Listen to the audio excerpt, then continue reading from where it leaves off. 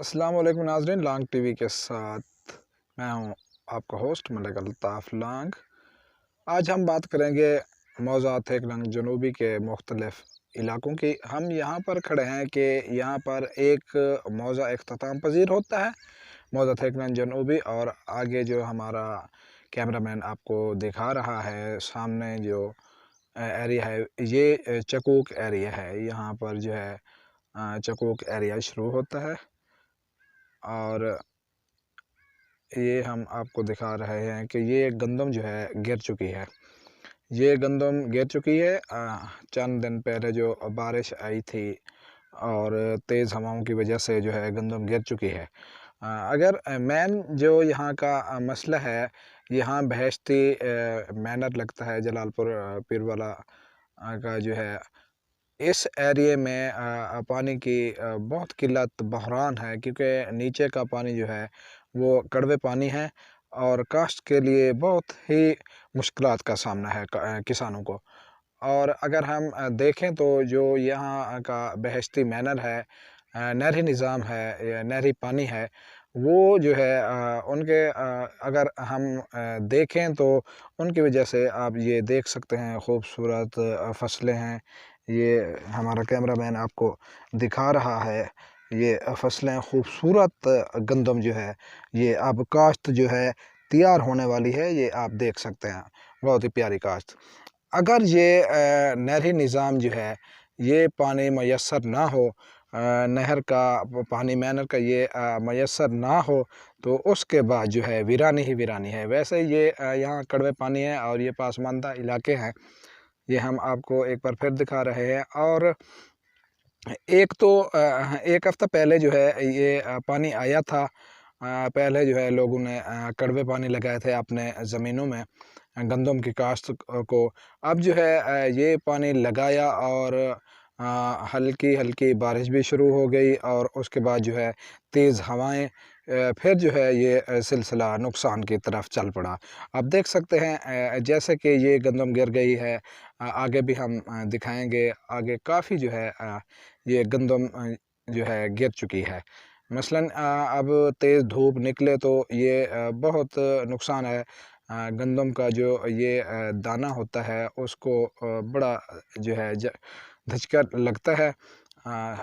اور اگر ہم دیکھیں نہری نظام کے پانی کی طرف، تو یہ پانی اگر لگے تو فصلیں خوبصورت اور بہت ہی پیاری، اور دانہ جو ہے زبردست یہاں پر پکتا ہے ان علاقوں میں، جس طرح کے یہ رقبے ہیں۔ اور پانی کی قلت ہے بہت ہی، یہاں پر جو ہے پانی کا مسئلہ ہے۔ حکومت کو چاہیے، حکومت پنجاب کو چاہیے کہ تحصیل جلال پور پیروالا کا یہ جو بہشتی مینر ہے، اس کے اوپر جو ہے فوکس رکھیں، اور ان کا جو ہے پانی کی قلت کا جو سامنا ہے کسانوں کو وہ میسر کیا جائے، تاکہ کسان خوشحال ہو، اور کسان کی خوشحالی کی طرح پاکستان بھی خوشحال ہوگا۔